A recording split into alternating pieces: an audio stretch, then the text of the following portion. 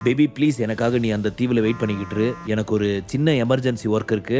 வச்சதுமே நான் போய் அதை முடிச்சிட்டு சீக்கிரம் ஓடி வந்துடுறேன் ப்ளீஸ் பேபி என்று சொல்லி கெஞ்சலாக அவளை பார்க்க அவளோ அவனை லேசாக முறைத்து பார்த்தாள். பேபி இதுதான் லாஸ்ட், இனிமே இந்த மாதிரி எங்கேயுமே போக மாட்டேன் என்று அவன் சொல்ல அவனின் தற்போதைய நிலைமையை புரிந்து கொண்டவள் ஓகே பட் சீக்கிரம் போயிட்டு சீக்கிரம் வந்துடணும் ஓகேவா என்று சொல்ல நிச்சயமா பேபி, இன்னும் ஒரு 2 ஹவர்ஸ்க்குள்ள கண்டிப்பா நான் வந்துடுவேன் என்று சொன்னவன் காரில் இருந்து இறங்கி வேகமாக எங்கோ சென்றான். கௌதம் சுரபியை அழைத்து கொண்டு ஆர்டிஃபிஷியல் தீவை நோக்கி சென்றான். கௌதமுடன் காரில் சுரபியை ஆர்டிஃபிஷியல் தீவிற்கு அனுப்பி வைத்த விக்ரம் நேராக புருஷோத்தமன் ஃபேமிலியில் இருக்கும் தீனதயாளன் யஷ்வந்த் ஸ்டார்ட் செய்த நியூ புருஷோத்தமன் கம்பெனிக்கு வருகிறான். அதே சமயம் அந்த கட்டிடத்தில் வீரேந்திரன் முன் இருந்த மேஜையில் ஒரு டீ கப் இருந்தது. அவன் எதை பற்றியோ தீவிரமாக யோசித்துக் கொண்டிருக்கும் பொழுது அவனது போன் டிஸ்பிளேவில் ரவீந்திரன் என்ற பெயர் தெரிய வேகமாக அந்த போனை அட்டன் செய்தவன் ஹலோ அண்ணா என்றான் வீரேந்திரன். என்ன வீரேந்திரா, என்னாச்சு? நீ அந்த விக்ரமை முடிச்சு காட்டுறன்னு சொல்லி கிளம்பி போய் கிட்டத்தட்ட 3 வீக் மேலே ஆயிடுச்சு. ஆனால் இப்போ வர எந்த ஒரு இன்ஃபர்மேஷனும் வரவே இல்லை. அங்கே என்னதான் பண்ணிக்கிட்டு இருக்க என்று போனின் மறுபக்கத்தில் இருந்து கத்த ஆரம்பித்தான் ரவீந்திரன். அண்ணா கவலைப்படாதீங்க, அந்த விக்ரம் பற்றி விசாரிக்கிறதுக்காக தான் இவ்வளவு நேரம் ஆயிடுச்சு. ஆனால் நிச்சயமா கேளுங்க, இன்னைக்கு ராத்திரிக்கு முன்னாடி கண்டிப்பா ஒரு குட் நியூஸ் உங்களுக்கு வரும் என்று அவன் மிகவும் நம்பிக்கையுடன் கூறினான். சொல்ற மாதிரி நடந்தா சந்தோஷம்தான். சீக்கிரம் அவனை முடிச்சிட்டு கிளம்பி பம்பாய்க்கு வா, ஏன்னா நம்ம ஃபேமிலியில் ஒரு சில மாற்றங்கள் நடந்துட்டு இருக்கு என்று தீவிரமாக சொன்னான் ரவீந்திரன். ஓகே என்று சொல்லிவிட்டு போன் காலை கட் செய்தான் வீரேந்திரன். பூபதி குடும்பத்தை சேர்ந்த வீரேந்திரனும் ரவீந்திரனின் குழுவை சேர்ந்தவன்தான். கடந்த முறை பெரியவரை கொன்று ஆட்சியை கைப்பற்ற பல முயற்சிகள் மேற்கொண்டனர். ஆனால் விக்ரம் இறந்து கொண்டிருந்த ராஜாராம் பூபதியை காப்பாற்றினான். இப்பொழுது அவர்கள் மீண்டும் அவரை கொல்வதற்காக திட்டமிட வேண்டும் என நினைத்தனர். ஆனால் இந்த முறையும் விக்ரம் அவரை காப்பாற்றினால் அவர்களது திட்டம் கைகூடாமல் போய்விடும். அதனால் ராஜாராம் பூபதியை கொல்வதற்கு முன்பாக விக்ரமை கொல்ல வேண்டும் என்று முடிவு செய்தனர். இதை பற்றிய நினைவுகளில் இருந்து வெளியே வந்த வீரேந்திரன் வேகமாக தனது மொபைலை எடுத்து சைலேந்திரனுக்கு போன் செய்து விக்ரம் பற்றிய நிலவரத்தை கேட்கலாம் என நினைத்தான். அந்த சமயம் கதவு திறக்கும் சத்தம் கேட்டு திரும்பி பார்த்தான். அவர் முன் ஒரு தீவிர முகத்துடன் ஒரு நபர் தோன்றினார். யாரு, என் அனுமதி இல்லாம உள்ள வந்திருக்க என்று வீரேந்திரன் அவனை பார்த்து கேட்டான். அவனுக்கு பின்னால் இன்னொரு இளைஞன் அலட்சிய பார்வையுடன் அவன் முன்பு வந்து நின்றான். அவனை பார்த்ததும் வீரேந்திரனின் முகம் மாறியது. அவன் கண்களை அவனாலேயே நம்ப முடியவில்லை. விக்ரம், நீ நீ எப்படி இங்க என்று அவன் தயங்கியவாறே கேட்க, அதானே நீ அனுப்பின ஆள் இங்க வருவான்னு நீ எதிர்பார்த்துக்கிட்டு இருந்த. ஆனா அவனுக்கு பதிலா நாங்க இங்க வந்திருக்கோம். கண்டிப்பா உனக்கு இது ஷாக்கிங்கா இருக்கிறதுல எந்த ஒரு ஆச்சரியமும் இல்லை என்று விக்ரம் சொல்ல வீரேந்திரனும் மனதிற்குள் என்ன சொல்றான் இவன்? அப்போ சைலேந்திரன் எங்க? இவனை கொல்றதுக்காக தானே அவன் போனா, அப்புறம் எப்படி? அது மட்டும் இல்லாம இவங்க எப்படி என்னோட இடத்த கண்டுபிடிச்சாங்க? ஒருவேளை சைலேந்திரன் இவங்க கைவாசம் என்று யோசித்தவன் ஆமா நிச்சயம் அதுதான். அவனை பத்தின விஷயமும் நான் இருக்கிற இடமும் இப்படிதான் அவனுக்கு தெரிஞ்சு போச்சு என்ற உண்மையை சரியாக புரிந்து கொண்டவன் ஒரு கணம் பயந்து போனான். வேகமாக தன் பாக்கெட்டில் இருந்த ரிமோட்டில் இருந்த பட்டன் ஒன்றை அழுத்த வெளியே ஹாரன் சத்தம் கேட்க ஆரம்பித்தது. உடனே 20 பாடிகார்ட்ஸ் இரும்பு கம்பிகளுடன் விக்ரம் மற்றும் லம்போவை சுற்றி வளைக்க ஆரம்பித்தனர். விக்ரம் அந்த இடத்தை விட்டு துளியும் அசையவே இல்லை. லம்போ ஓடி வந்து அவர்கள் அனைவரையும் அடித்து அவர்கள் கையில் இருந்த இரும்பு கம்பிகளை உடைத்தனர். அந்த பாதுகாப்பை எல்லாம் ஒரே நிமிஷத்தில் தரையில் விழ செய்தான் லம்போ. என்ன நடக்குதுங்க? இப்போ இவங்க எல்லாரும் என்ன பண்ணலாம்? இத்தனை பேருமே இவனோட அடிக்கு முன்னாடி ஒண்ணுமே செல்லுபடி ஆகலையே, எல்லாருமே தரையில விழுந்து கிடக்குறானுங்க என்று நினைத்தவனுக்கு பயம் மேலும் அதிகரித்தது. சூழ்நிலை தனக்கு சாதகமாக இல்லை, அதை தனக்கு சாதகமாக மாற்ற நினைத்தால் அதுவே தனக்கு பாதகமாக மாறிவிடும் என்பதை உணர்ந்தவன் விக்ரமை பார்த்து இப்ப நான் என்ன பண்ணணும்னு நினைக்கிற என்று கேட்டான் வீரேந்திரன். எனக்காக நீ எதுக்காக பாம்பேயிலிருந்து சென்னை வந்திருக்க? என்ன ஒரு பிளான்ல உள்ள வந்திருக்க? உனக்கு பின்னாடி அந்த பூபதி ஃபேமிலியில இருக்கவங்க எல்லாம் யாரு என்று விக்ரம் கேட்க, நான் என்று பேச முடியாமல் தடுமாறியவன் தனது நெற்றியில் வழிந்த வியர்வையை கூட துடைக்காமல் நடுங்கிக் கொண்டே லம்போவையும் விக்ரமையும் பயத்துடன் பார்த்து கொண்டிருந்தான். இப்பொழுது தனக்கு இருக்கும் ஒரே ஆறுதலான சைலேந்திரனை அழைக்கலாம் என்று நினைத்தான். ஆனால் அவனும் இப்பொழுது அவர்கள் வசம் இருக்கிறான்.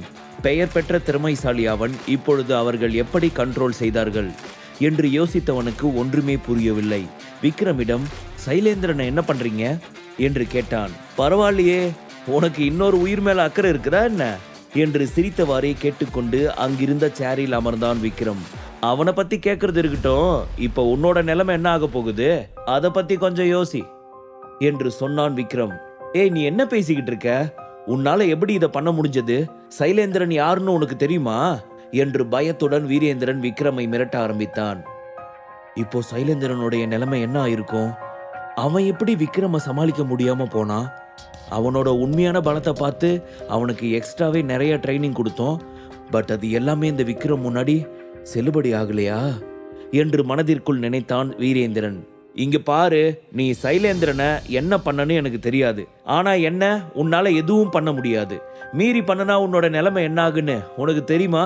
அதை பத்தி உன்னால கற்பனை பண்ணி கூட பார்க்க முடியாது. அந்த அளவுக்கு உன்னோட நிலைமை மோசமா மாறிடும். ஏன்னா நான் பூபதி ஃபேமிலி. அதை நீ ஞாபகத்துல வச்சு பேசுறது ரொம்பவே நல்லது என்று வீரேந்திரன் சொல்ல, என்ன சொல்ற? பூபதி ஃபேமிலி சைட்ல இருந்து என்னோட நிலைமை ரொம்ப மோசமாகிடுமா? ஃபர்ஸ்ட் நான் பூபதி ஃபேமிலியை நினைச்சு பயப்படுவேன்னு நீயா எப்படி தப்பு கணக்கு போடலாம் என்று சிரித்து கொண்டே சொன்னவாறு சீரியஸாக அவனை பார்த்தவன், உனக்கு பின்னாடி யார் இருக்கா? அப்போ நீங்க தான் ராஜாராம் தாத்தாவுக்கு விஷம் கொடுத்துருக்கீங்க.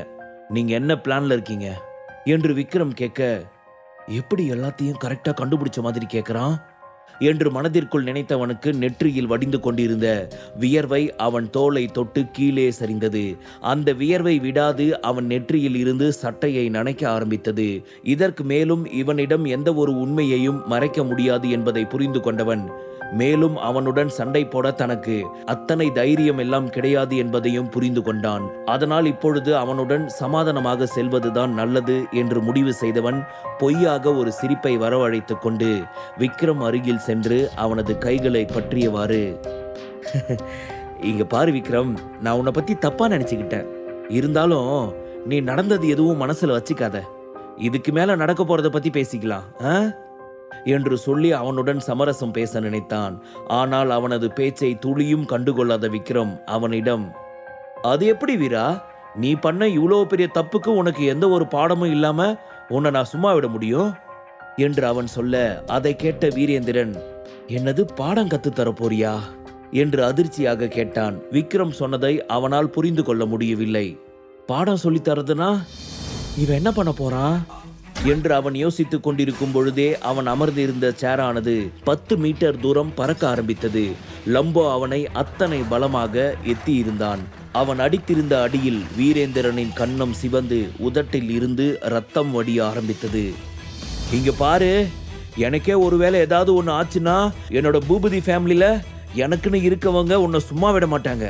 நிச்சயம் நீ எந்த மூல முடுக்குல இருந்தாலும் உன்னை தேடி கண்டுபிடிச்சு கொன்னுடுவாங்க என்று அவனை மிரட்ட ஆரம்பித்தான் வீரேந்திரன். லம்போ சைலேந்திரனை தீவிரமாக பார்த்தான். அவனும் பயத்தில் நடுங்கினான். நான் என்ன செய்ய வேண்டும் என்று மீண்டும் அவர்களிடம் ஆஜராவது போல் கேட்டான். அப்பொழுது லம்போ வேகமாக அவனை நோக்கி வந்து அவன் இரு முட்டிகளையும் பயங்கரமாக மிதிக்க, அவ்வளவுதான், பலத்த சத்தத்துடன் கால் உடைந்தது. வீரேந்திரனின் அலறல் சத்தம் அந்த இடம் முழுவதும் எதிரொலித்தது.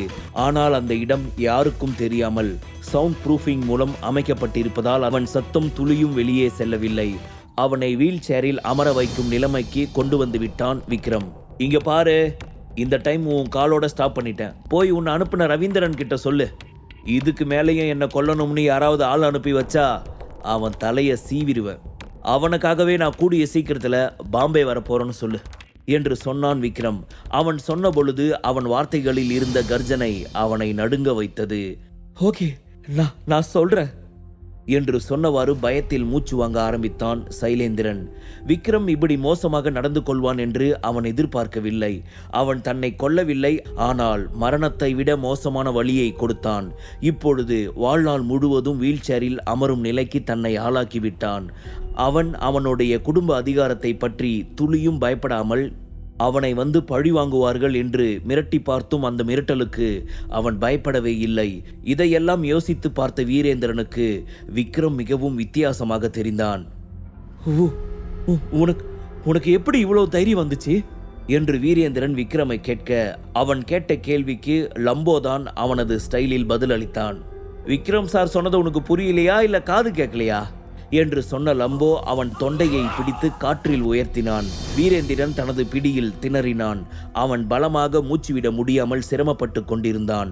அவன் முகம் வெளிரி போகும் நிலைமைக்கு வந்துவிட்டது. உனக்கு எவ்வளவு தைரியம் இருந்துச்சுன்னா நீ விக்ரம் சாரையே மிரட்டுவ?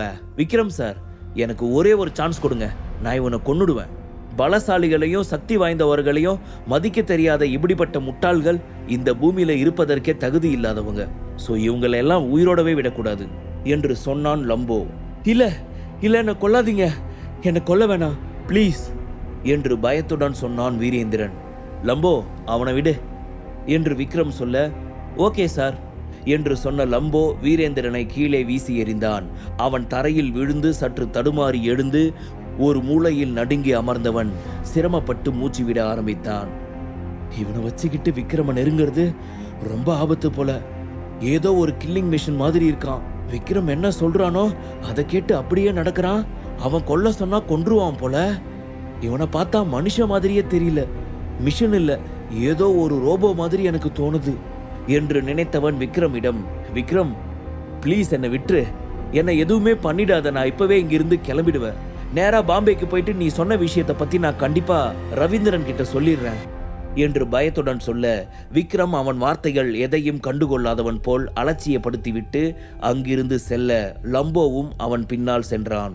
இந்த முறை விக்ரம் அவனை உயிருடன் விட்டதற்கு ஒரே காரணம், தன்னை பற்றிய செய்தியை நேராக சென்று வீரேந்திரனே ரவீந்திரனிடம் அவனது ஆட்களிடமும் தெரிவிக்க வேண்டும் என்றும் மனதிற்குள் ஒரு கணக்கு போட்டான் விக்ரம். அதனால்தான் இப்பொழுது அவனை உயிருடன் விட்டுவிட்டு செல்கிறான். தான் உயிர் பிழைத்தவரை போதும், அதுவே மிகப்பெரிய அதிசயம் என்று நினைத்தவன் அங்கே தரையில் உருண்டு கொண்டிருந்த பாடிகார்ட்ஸ் 4-5 பேரை எழுப்பி அவர்கள் உதவியுடன் வெளியே வந்தவன் லிப்டின் மூலம் கீழே ரிசப்ஷன் ஏரியாவிற்கு வந்தான். அப்பொழுது அவனை பார்த்த தீனதயாளன் வேகமாக ஓடி வந்து, வீரேந்திரன் சார் எங்க போறீங்க? உங்களை மீட் பண்ணவே முடியல. உங்ககிட்ட நான் கொஞ்சம் பர்சனலா பேசணும். எங்க கையில ஒரு சின்ன இன்ஃபர்மேஷன் இருக்குது. மிஸ்டர் வீரா சார், என்ன நடந்துச்சுன்னு எங்களுக்கு சரியா எதுவும் தெரியல. ஆனா லத்தீன் துணைத் தலைவர் மிஸ்டர் லூயிஸ் எங்களை அடிக்கிறதுக்கு ஒரு ஆள் அனுப்புனாரு. அவங்க எங்களை எப்படி மிரட்டினாங்க தெரியுமா? எந்த அளவுக்கு மோசமா அடிச்சாங்கன்னு பாருங்க என்று தங்கள் உடலில் உள்ள காயத்தை காட்ட ஆரம்பித்தனர். இப்போ இந்த புருஷோத்தமன் ஃபேமிலி சைட்ல அங்க இன்வெஸ்ட் பண்ண பணத்தை மறுபடியும் திரும்ப கேட்கறாங்க. எங்களுக்கு இப்போதைக்கு இருக்கிற ஒரே ஆதரவு நீங்க மட்டும்தான். நீங்க தான் இந்த புருஷோத்தமன் குரூப்ஸை மேலே எடுத்துட்டு போனோம்.